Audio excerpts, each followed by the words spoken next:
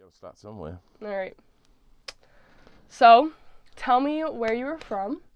I'm from Rumford, Rhode Island. All right. Who did you grow up with? I grew up with my mom, my sister, my brother. Fun.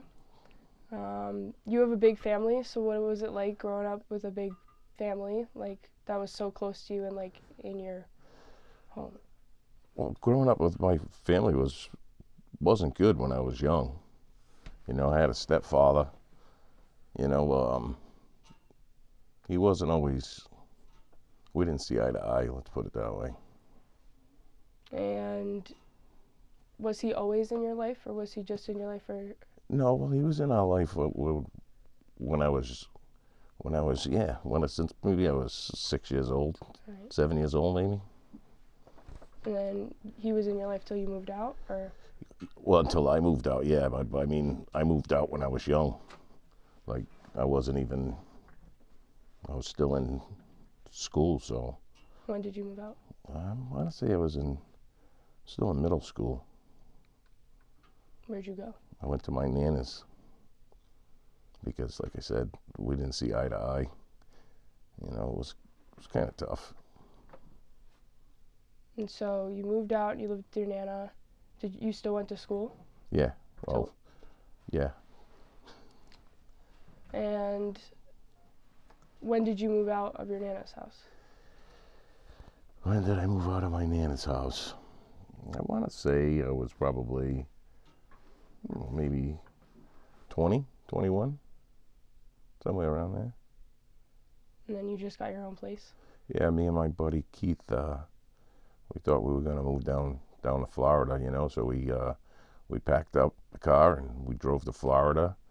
We lived there and worked at, Keith worked at Disney. I worked in restaurants.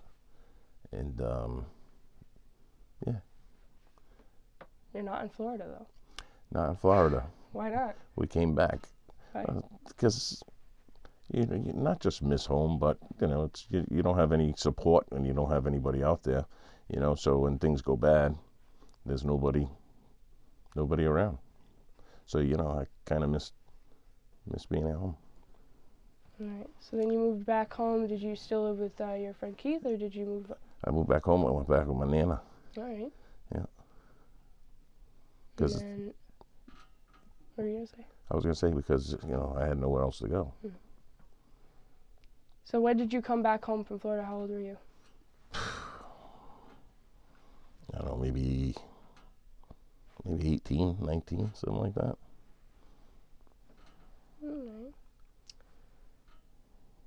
All right. So let's see. I'm trying to think of what to ask. All right. So you get older. Where are you working when you move back home?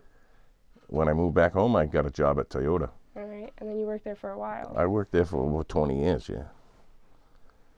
I started out cleaning cars, and then I started changing oil, and then they sent me to school to fix cars, and I spent 20 years there. Right. And then when in this timeline did you meet Mom? When in this timeline did I meet Mom? Oh boy. Somewhere. I was definitely working at Toyota when I met Mom because she had a car. She used to come in and, we'd go out. And then she'd like, oh, I'm not ready. And then she smashed her car. She ripped a transmission pan off of it and she came in. So I had to fix her car, and that's when we started on the path. So how long did it take? How long did it take? For Mom to get on board with being ready. She was hot and cold, and then finally I just told her, you know what, Michelle, till you get your shit together, don't call me. It's a true story. True story. And then your mom worked out. Wow.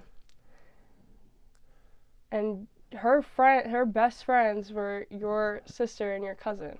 Well, she knew she hung out with them at Esquino. She was like the young one, but she went to school with cousin Gina. Yeah. I always ask myself, well, I shouldn't say I asked, but I always told myself, if I'm gonna have kids, you know, I'm all in. You know, I'm not gonna do to my kids what happened to me growing up without a dad. You know, it wasn't easy. So when I had kids, I was ready. I was 36 when I had you. So like I knew what I wanted. I wasn't worried about how my life was going to change. I was ready for change. So, you know, Mom was younger. She wanted 4 kids. I didn't really want any kids. So we settled we were going to have 2 kids, you know. But she wanted a boy. So I said, well, I'll try again. And we got your sister. And I said, well, that was it. I was done. And I went to see Dr. Snip. But I wouldn't change anything. Like I said, I knew what kind of commitment it was going to be, and I was looking forward to it. And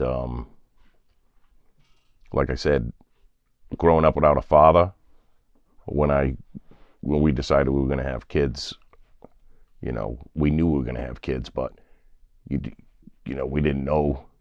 We were on a honeymoon when you were conceived.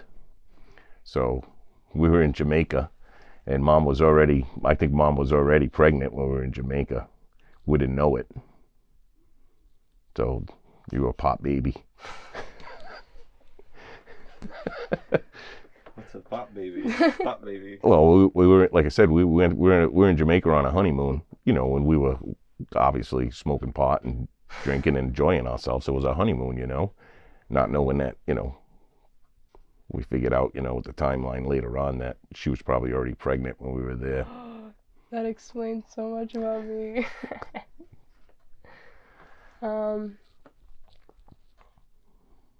You and Mom got married in 2001, right? Yeah. So you guys got married in September of 2001. Yes. You got married like 11 days after 9/11. Yes. So that affected your wedding greatly. Was your family like all around, or was it just Mom's family that really couldn't attend? It didn't affect our wedding. Okay. But you know, our honeymoon was afterwards. You know, it was a couple of weeks afterwards, and you know, we were a little afraid to get on a plane, obviously. You know, but. All right, that's good.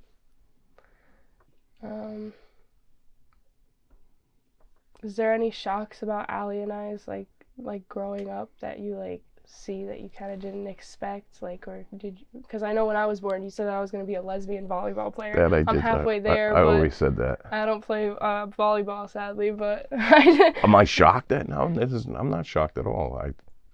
I'm not. I mean, I think you know, you do the best you can and hope for the best and hope they make the right decisions. You know, I don't know. Honestly, I don't think there's anything I would do different as far as raising you guys. I really don't. And I don't know what I could have done different. Like I said, you guys I thought you had a good home. You know, we tried to give you everything you needed, everything you wanted. Sometimes, you know, a little too much, because you turn out to be a little spoiled sometimes, you know, you know, but when you get older, I'm sure you'll look back, you know, and hopefully remember the silly things that we used to do, and, you know, the times we used to spend together, the TV shows we used to sit and watch, and, you know, like, you know, with you, you know, if I didn't watch Finding Nemo twice a day, every day for, you know, probably 2 years, you know, there's little things like that, you know, I look back at and it still makes me smile.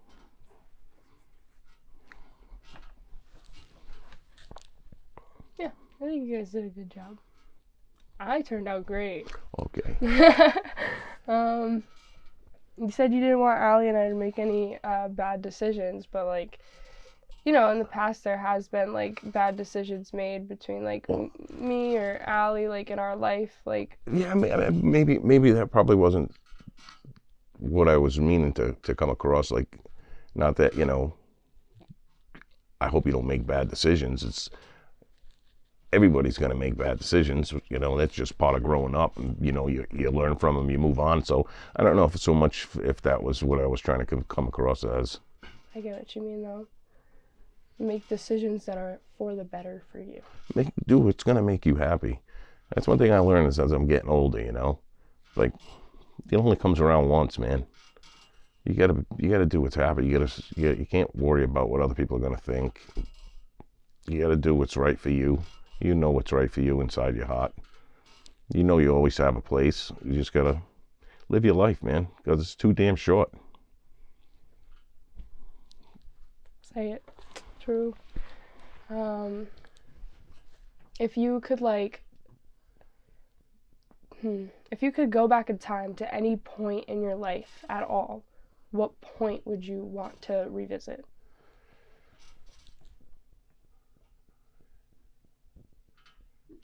That's a tough one.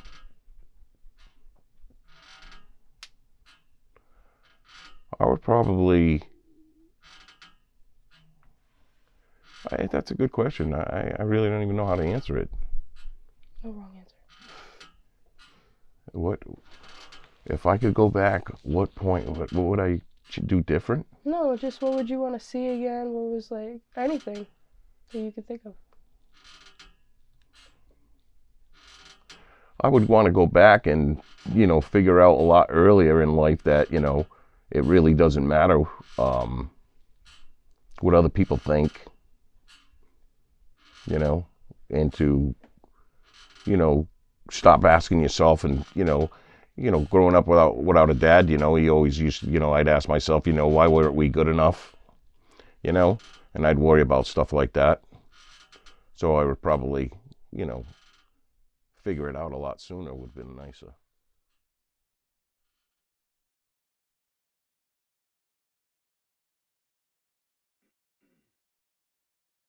You were talking about your family life. This is something Rachel was talking about earlier. She wanted to know like what was your life growing up with she told me there was a lot of people in your family. There was a lot of people in our family. So and Yeah. I am a person who I grew up with a very small family. It was just my dad, my brother, and my mom. Well, So like what was the dynamic at the time? so like I said, it was me, my brother and sister, and then after some time, I had my mom had another brother and another sister, and then there was a lot of kids, but every Sunday we'd go to my nana's house, and all my aunts and uncles would be there, and at Christmas time we'd all holidays we'd all be there. There's a lot of us, but so I guess I don't. It was just Sundays was just a family day. You went and visited my nana. We ate, we laughed, we played in the yard, we went home, we did our thing, and next Sunday we were right back over there.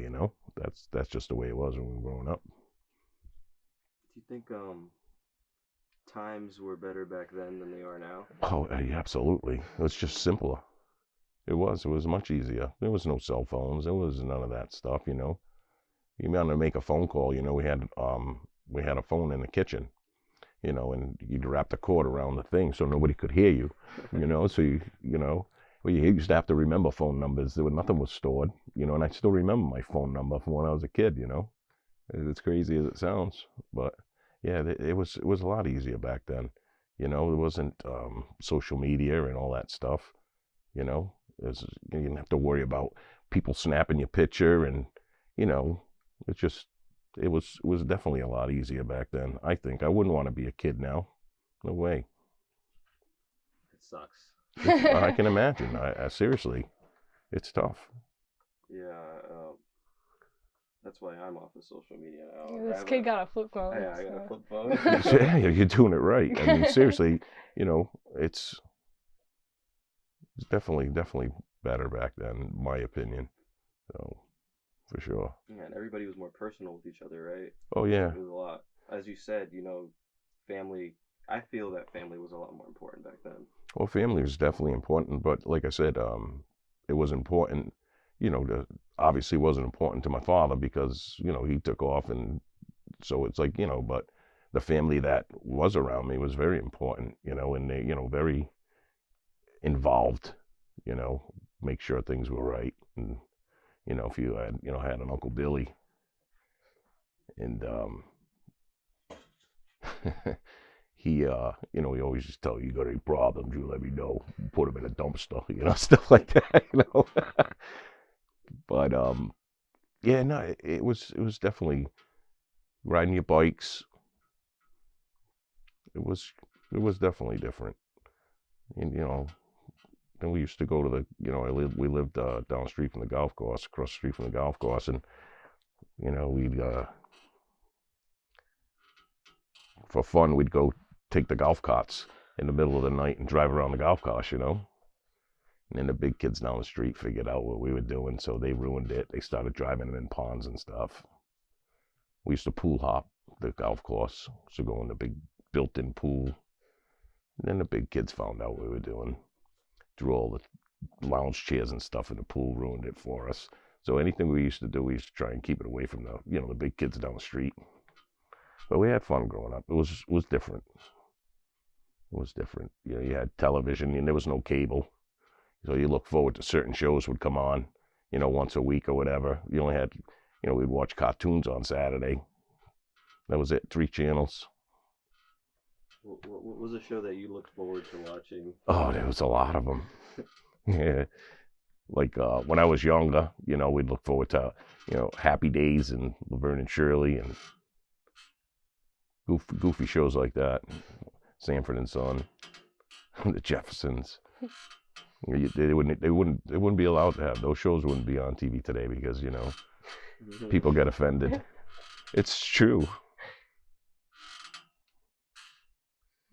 So when you were getting older, like into your teenage years, like how was that back then? Because I know you were like you were into I don't want to say the punk scene back then, but like you were into that, like you started getting into like rock and stuff. Like Oh yeah, everybody was doing back then too. But. Yeah, we were definitely into the long hair, and we look forward to see who's coming to the Civic Center. I mean, you'd see bands like Ozzy come to the Civic Center, AC/DC. Where am I going to get this $15 to buy a ticket? That was the biggest thing. So we'd go to the golf course, caddy on the weekend, make some money so we could buy tickets. Back then there was no Ticketmaster stuff. You went right to the box office and you bought your ticket. And if you had your ticket, you were cool shit. And then I seen a lot of old concerts over there. So yeah, that's when I started getting into. I mean, I was always into music, but that's when I started getting into it. But I really got into the rock and roll is because I lived with my grandparents. I had an Uncle Steve who lived there, and he was long-haired, Grateful Dead, hippie kind of dude. And he had just hundreds and hundreds of albums. So that's how I got into rock and roll. And that's how I started smoking pot, too. So one day I was in his room, listening to his records. And on top of his bureau, he had like this rabbit fur. And I lifted it up, he had all roaches under there. I might have been 13 years old, 14 years old maybe. So I took a roach and I went out in the back. And my grandfather had this big giant garden. I mean, the neighbor next door had a huge garden. So I went and sat in the garden and I smoked it. And I remember I couldn't get the taste out of my mouth. It was terrible. I went back into my nana's house and I was in the fridge just putting anything in my mouth to get the taste out of my mouth. So then, I don't know how long after that I went upstairs to my uncle's room, and he had an album cover open and he had his weed in there, and he used to de-seed his weed because it used to come with seeds back then. And he's like, "You want to smoke?" And then that's how I started smoking pot. But he had like I said, hundreds of albums. So that's how I got into the heavier music. He used to listen to like Deep Purple and back then Queen and bands like that were Edgar Winter and Creedence, Grateful Dead and stuff like that. That's what I started listening to. So you got into pot, weed at like you said, like 13, 14. Well, yeah, I wasn't like go buy weed, but that's when I smoked it. You know what I mean? I wasn't like like I said, I was a kid there and didn't really have money to go buy weed, But yeah, I was young when I first couple times I smoked it. And as you got older, did you try anything else? Oh, I definitely, there was back when I was growing up, we used to do what was called, we did acid, obviously, but we used to do, it's called mescaline and tea, it was a little pill, and, we'd get all goofy and make you laugh, and we'd hang out in the golf course or go to the roller skating rink. But yeah, I did. Did that play a big like a part in your life for a while, or was that just like the normal No, that was, teenage? yeah, that's just normal teenage stuff. It wasn't like, I wasn't like an addict or anything like that, wasn't like, I was never, and I do have I would say I have an addicted personality, but, I never got, hung up on anything other than really pot. I just did it because everybody else was doing it. You know what I mean? Like you wanted to fit in, I guess you could say that. When I was young, and it was in probably middle school, before I went and lived with my grandparents, but I we went to the football game at Pierce Field to go see the high school. They were playing over there, and some of the old bigger kids were drinking, so I wanted to be cool. So I drank some gin, and I was supposed to be at the football game. I was supposed to be home when the football game was over. So, but I drank some gin and I threw up, and it was something awful. And I fell asleep on the bench at the playground next to the football field. But like I said, I was supposed to be home when the lights, street lights came on. And I woke up and it was dark out. And I was at Pierce Field, and we lived down the other side of town, so I had to run all the way home.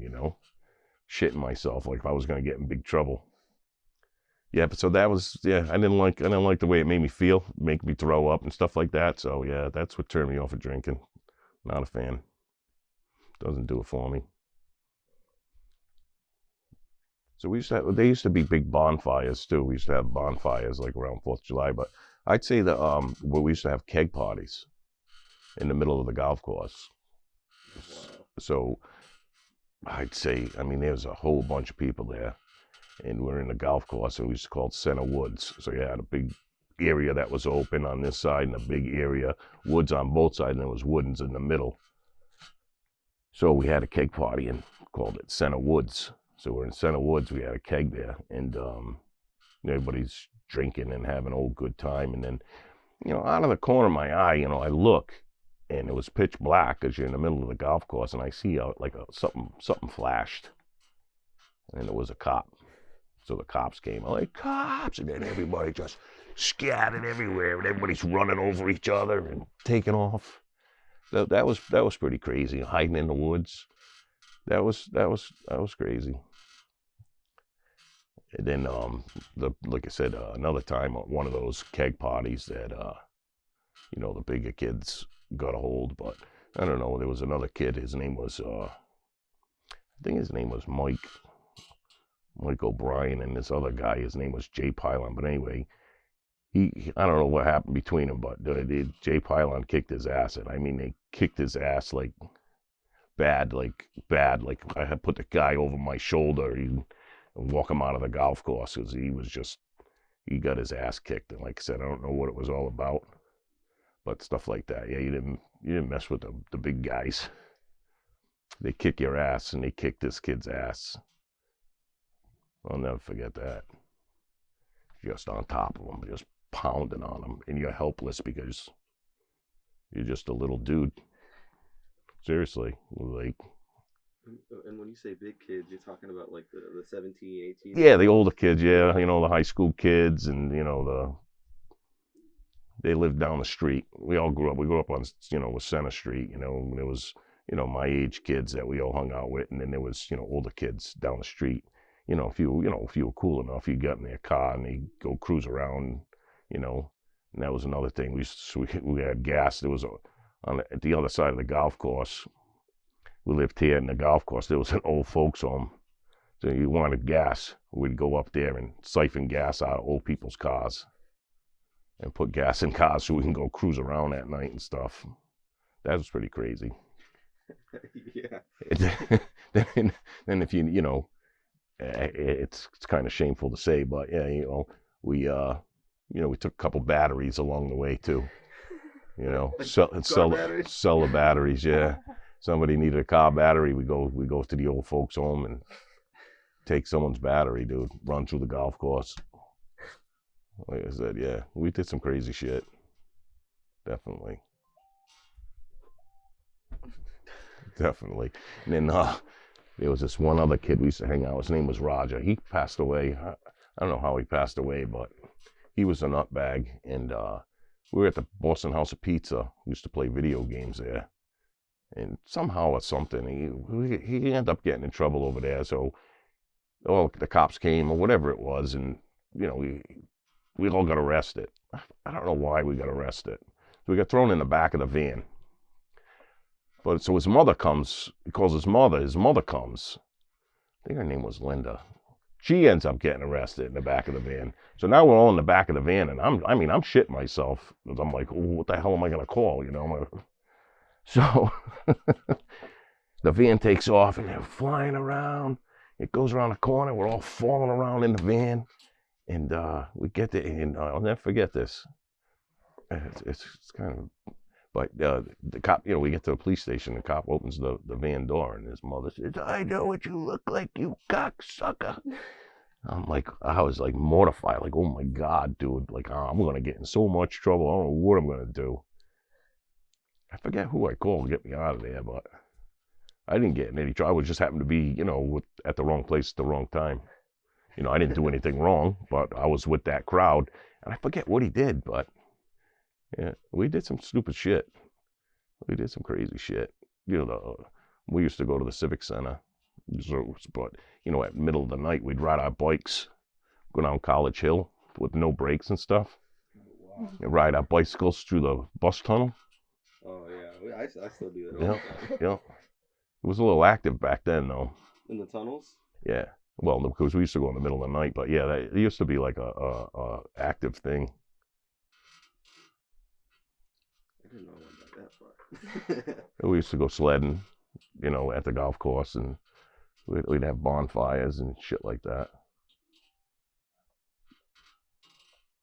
Huh. You don't see a lot of that now. I mean, now that that we've been exposed to the like the hardcore scene and stuff, I personally have been exposed to a lot more like crazy shit that goes on. Behind the scenes stuff. Yeah, but it's not like, you know, it's not like, how do you say it? It's not like what you like bonfires and, you know, you run away from the it's not like stuff that you would look back on and say, wow, that's pretty fun. It's more like you just see people becoming worse. Drugs. There's a Yeah. few, yeah, in the punk scene, like, especially here, like, I feel like there is some stuff that, like, you can have a good group of people that does, like, cool, fun things, I think. Like, there's definitely, like, stuff that goes on that shows are always, like, mostly so fun. Like, I don't know, like, there is stuff, but a lot of the kids are young and they, like, yeah, there's a lot of, like, nodding off at shows and shit and, like, heavy shit. This personally, like, watching this happen kind of helped me, like, stay away from it all and, like, be, like, kind of like you where it's like, all right, we'll just do it, like, when everybody else is not acting like a fool, I guess. But Yeah, I mean, like I said, there was drugs back then, you know, but it wasn't like it is now. I mean, it wasn't heroin. I mean, you know, once in a while you'd see people doing coke and shit like that, but you know, when they're getting strung out on, you know, it's not just, you know, drugs like that. I mean, you know, Adderalls and all that other shit, and you know, it wasn't all that shit when I was growing up. You know what I mean? It was acid. I've seen people take too much acid and geek out, or eat too many shrooms and have a bad trip. You know, it's different. You know, nowadays, you know, all it takes is one line with fentanyl in it, and you don't know where the fuck it comes from, and it's not good. Heroin, that shit's bad, man. Yeah, like the other day. Remember? We went to a show and there was dope on the floor. Yeah. There were like 2 or 3 baggies just on the floor, and somebody else picked them up. It's bad, man. It's what I mean. It wasn't like that when I was a kid. You know, like I said, we did acid, but wasn't no needles and shit like that. So, what was your first experience with acid then? My first experience with acid was at we were going to a dance at the middle school. You know, that was like, you know, we're going to a dance at the middle school, so we bought a hit of sugar cube acid. I want to say it was only like $5. You got a sugar cube, and they put drops in the sugar cube, and you just suck on the sugar cube, you know. You get all geeked out listening to Eric Clapton and stuff, and, you know, at a school dance. Yeah, so that was my first time doing acid. And then used to get it on, you know, a lot of acid. They put it on little square piece of paper. And you just, you know, sometimes it had pictures on it, you know. That's how they identified it or whatever. You eat acid and just trip out in the golf course laughing, being goofballs. But, like, I never like, oh, I'm going to go take acid and go sit in my room. Or, you know what I mean? It wasn't ever like that. It was usually a bunch of us do mescaline and laugh, do mushrooms and geek out with each other. You know, I never had a bad trip or anything, but I've seen bad trips. It's not good. Yeah, I've also seen bad trips. You know, but like I said, though, like back then, you know, we were gonna do mushrooms. You know, we would split a gram of mushrooms. We're not eating 5-6 grams at a time. You know what I'm saying? It's so different now. I don't know, just different. Yeah. So you work at a concert venue type beat. Do you see anything like that, like where like people are just like tweaking and you have to like take care of? You know, beyond like in metal shows, you don't see it as often, and more like, you know, when they have like the raves and the DJs and stuff like that. That's when you see it more, you know. But yeah, I mean, there was one time not too long ago that, you know, they were they were, you know, they're gonna get in trouble because, you know, some girl spent the night there. She passed out in the bathroom, ladies' room floor. Spent the night there and couldn't get out in the morning. So they wanted, you know, they look at true cams and stuff like, you're supposed to be checking these bathrooms. You know, I'm not security, but they're supposed to be checking these bathrooms. But somehow she slipped through the cracks. You know, and they shows a video, her trying to get out. Imagine that, pitch black in that place. She ended up getting out one of the exits, but yeah, the parents called, want to know, you know, how it happened and all this other crap. But yeah, Her parents called. the next day, you know, because where the hell, why didn't you come home? You know, she passed out in the goddamn bathroom, and they left her there. Dude, like, you know, I'd want to be like, you know, don't you check? You know, you don't do a sweep before you close this place up. You know, I know if my kid didn't come home, I'd be freaking out too. You know. Yeah, I've seen some funky stuff outside. Like when people are walking out. Yeah. It's just. Well, that's just weird. Omneyville. Like that's just. That's not the nicest area in town. You know what I mean, dude? Yeah, but these aren't people who, like, you know, live down the street. It's like people who came over there. Yeah. You know, I've seen like people who go to the rave. My friend is like, he used to be into the rave scene a lot, and he used to go there a lot. And he told me it's pretty crazy. There's a lot of drugs at the raves, you know. Yeah, I know, like, a big thing in raves in general is like Molly, like I was gonna say Molly and ecstasy and stuff like that. Yeah, I'm sure it's still prevalent, but like on metal shows, there's, you know, I mean, you see people getting high, you can smell weed and stuff, but, you know, they drink, but, you know, you don't see fights and you don't see that shit. Not at the right ones. No, I mean, at the right ones you don't. But it's you're part of like the OG, I remember we went. What was it called? Alchemy. Yeah. That was like, you know, a lot of, I don't want to say old people, but it was older people. Yeah. And was that the show I was at? Yeah. But we.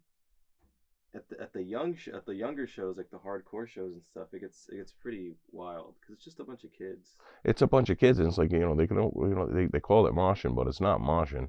You know, violent. Yeah, that's violent. That's, to me, that's not moshing. You know, when we mosh, and when mosh first started, you know, you push and shove. You know, that's moshing, not going all this arm swinging, kicking, flailing. That's asinine.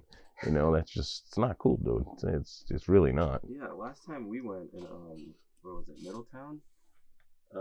When did we go to Middletown? The brewery. You remember? gel. Oh, right. I forgot we It was- went back. Sorry, This guys. isn't Intermission. Yeah, but it's like there's kids who like throw like they're stage diving. Yeah. It's normal, obviously. Sure. You're gonna like get hype, but it's like people throw themselves from one side of the stage to the other, and they throw themselves into people, and like there's some And pretty there's no room to dance. And if you're not expecting it, you know, and there's some Oh, pretty yeah. big kids there, and I'm not talking about like a tall kid. I'm talking about yeah, the heavy fat set people. kid, yeah, shouldn't be jumping on people. Yeah, no, it's that to me, like I said, that took a lot of the fun out of it for me as far as going, because when they were younger, we'd go to Warp Tour. Oh, yeah. You know? Warped Tour. Don't bring me back. And we took them to a few Warp Tours, you know what I mean? But me as as the parent, like they're in front of me and I'm standing behind them because I don't want them to get kicked in the head and shit, So it's like I'm not really enjoying myself because I'm just paying attention to make sure they're enjoying themselves, Those were good times. Remember that? I think that's what got me into. I think you are the one who got me into like your Uncle Steve. Like you are my Uncle Steve. Like. Well, yeah, I'd say definitely. I used to crank it. All your friends were in the car, we'd crank it. Yeah. You remember the songs we used to crank too, I'm sure. You put Elliot and Kira onto Of Mice and Men Mice when we and were Men. like 12. They were scared shitless. He started blasting the shit. He goes, "What about?" And he started screaming the lyrics, and my friends were like, but they loved it, dude. No other parents is like, I don't know, not a lot of parents, especially like when I was growing up, not a lot of parents were like that. You know that, like you and mom had like open arms with like most of my friends, especially ones that had like, dare I say, troublesome childhoods and like, not as cool parents as I do. So shout out Swag Dad. Well, like I said, that's just all about me knowing that I did what I needed to do, and you guys know right from wrong, and you know what you should be doing and what you shouldn't be doing, and well, that's it. I can't hold your hand forever, dude. True. So now now you're going to Japan.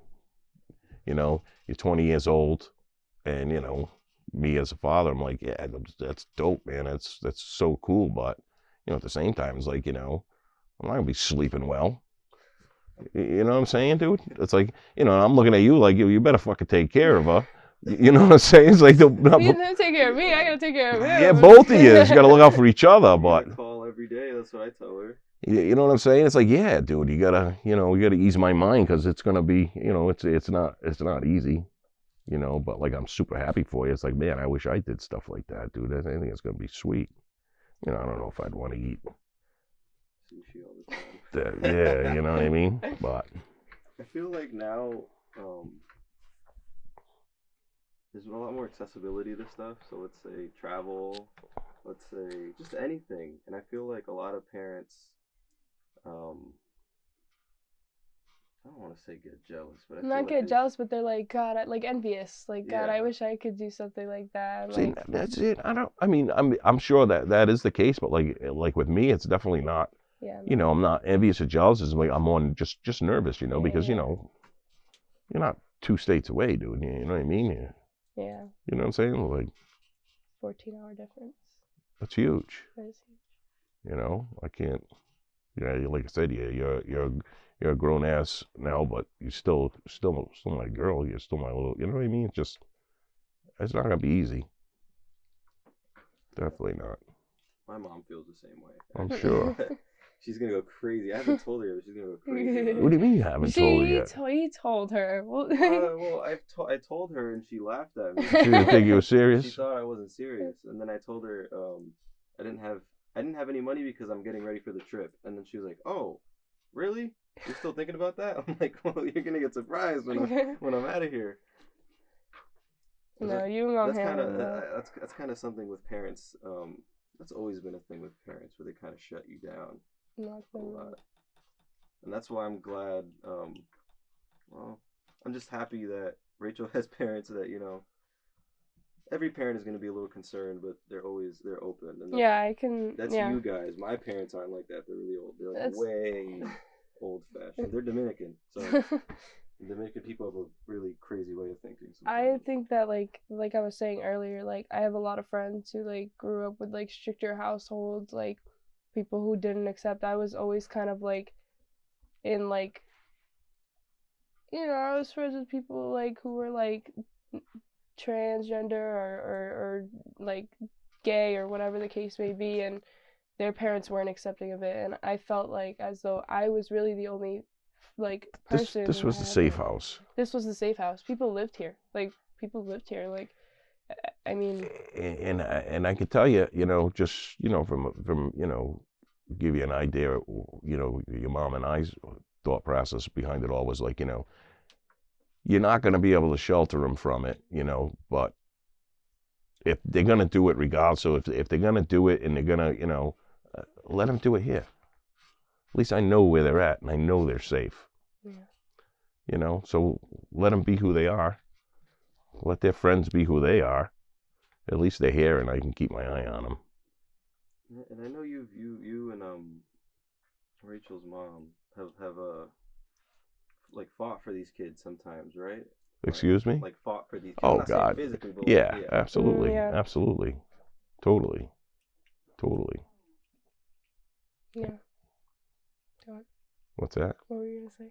No, we definitely, I mean, not just for our kids, but, you know, their friends as well. You know? What's up, shorty? I just like moved intensely. I heard you. Good Lord, help me. Where are you going? Seeing like my old friend group from high school, Who? like Mia and Wait, Dario keep it and going. Emily and Mario. Really? And I wanted to see what you You guys gonna were put the doing. mic in her mouth or something? Do you have anything to ask Dad? To ask Dad? Be nice. Oh Jesus, What it's if getting you- cut out. What if you already asked? So what? And I'll tell you. Which one of us do you think is more similar to you when you were a child? Like when you were 16 years old, think about when we were 16. Totally Rachel. Yeah, I knew it. Totally Rachel, dude. Yeah. Hell yeah. Break it down. Yeah. As far as what? Why is that? What do you see in me that I'm you? Because she's just more, doesn't, she, I don't want to say it, like, she's like me, she does, she is who she is, she don't care. I am who I am, you take it or leave it, screw you. And I'm an insecure. No, that's it. Anyway, keep doing what you're doing as if I'm not here. I just kind of wanted to Alright, see yeah. what's going on. We're running out of tape. We're How much you gonna keep, 30 seconds of it? for TikTok? But the whole we're gonna edit the video. You're gonna edit it before you show me, Yeah. right? Yeah. Of course. And you're gonna, you know, scratch out. All this. The questions. All the Rachel not being able to. And Rachel not being able to do her job. I don't know, you know, I don't know if it, you know, I guess it's kind of what I expected, but I didn't know what kind of questions you guys are gonna ask, or, you know, I was flying off my. I wanted to ask. I remember Rachel told me this a while ago when we were thinking about people to interview. She said you should definitely interview my dad. I did say My that dad, because you my know, dad he's- has a lot he's had an interesting life, and I remember one of the interesting things she told me was that for a while you were in an institution. Yes, I was. And I wanted to hear about that because I feel like this family has a history. Yeah, absolutely, Yeah. absolutely. So, you know, like I was telling you earlier, you know, like I grew up without a father, you know, and he lived down south or whatever. So, but anyway, I've had it with my stepfather, you know. I think, you know, life's gonna be better with my father, so I'm gonna go live with my father. So I go to my godmother's, my father's sister, and I stay there. He's supposed to come pick me up, and I stayed there for, you know, over a year, waiting for him to come pick me up. So finally he comes pick me up. We moved to South Carolina. So I was in South Carolina, and then he put me in school, and I was like, oh, what the hell am I doing here? You know, he was like, I had no friends. I didn't fit in. I'm from up north, kids down south. I didn't really fit in, you know. So, I mean, like I said, I was a kid. I said, oh, I had enough. I thought I had enough, and like I said, so before I went to bed one night, I took a bunch of, and it was a whole bottle of Tylenol 500, hoping I'd go to sleep and I wouldn't wake up. So, but anyway, that morning I got woken up because it was time for school. So I was, obviously it was not in good way.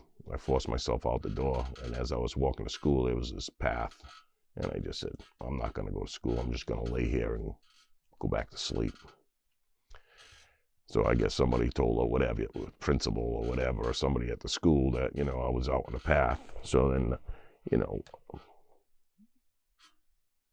I can't remember, but anyway, my father ended up coming, and, I ended up going back home. And then it was, I don't know, maybe a week later. Like I said, I still have no friends. He's like, he come home one day, he said, grab some stuff. We said, you gotta go. Where the hell am I going? He said, oh, you gotta go. They're forcing me to. Child services or whatever. Go to, it was South Carolina mental institution. So I grabbed socks and underwear, whatever, dude, and I got dropped off there. And there was a bunch of, adolescent kids my age. Same thing, messed up in the head. And I think he came and visit me out of a year, and I think I was there over a year. He might have came and visit me once. So I finally got let out. Probably a year later, I got let out, and he came and picked me up, dropped me off at the bus station, and then I came home.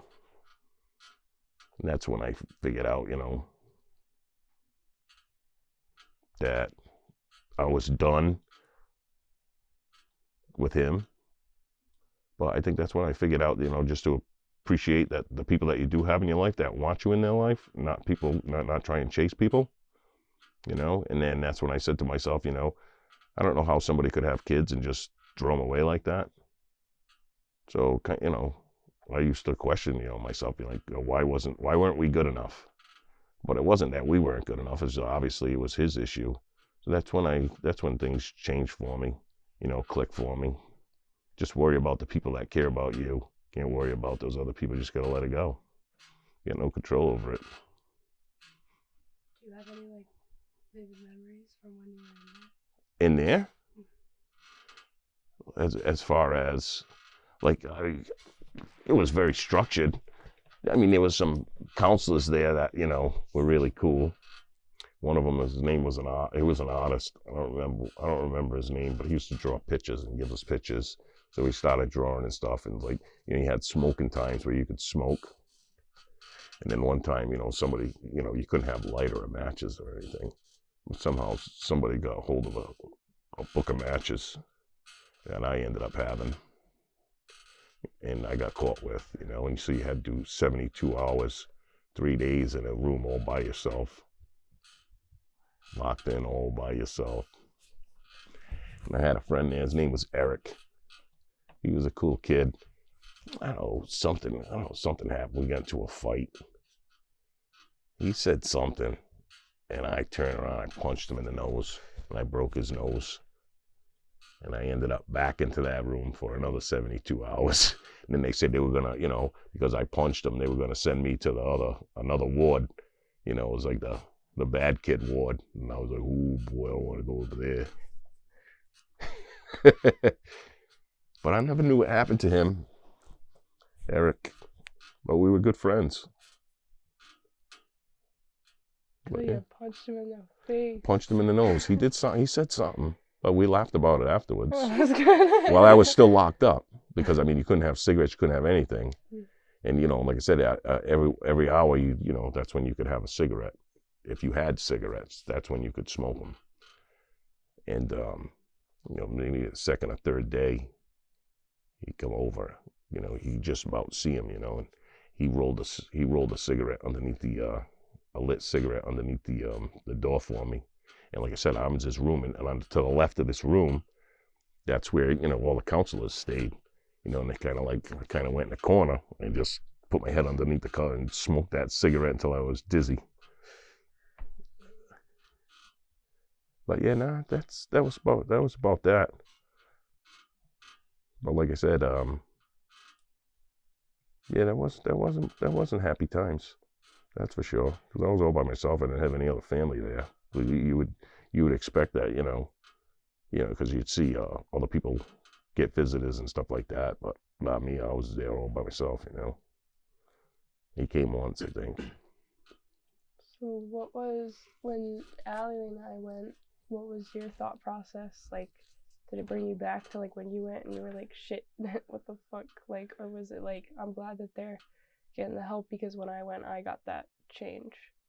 Well, yes, yeah. Like I said, yeah, it definitely brought back flashbacks for sure. It's like, but you guys, it's like I want to just, put it out there, like, yeah, I was once in your shoes, but I pulled myself out of it and I pulled myself together, and my life went on, and I think I did all right. So it's not the end of the world. You know what I'm saying? But at the same time, too, you know, not everybody thinks the same. I can tell you till you're blue in your head, but I can't help what's going on in your head. You know what I'm saying? So I was definitely scared for both of you, definitely. But I just wanted, I told you, my experience, just to let you know that there is hope. It's not all gloom. You can survive this and move on with your life, and things do get better. You just have to believe it and want it. So I think I'm proof of that. So. I think you proved that too.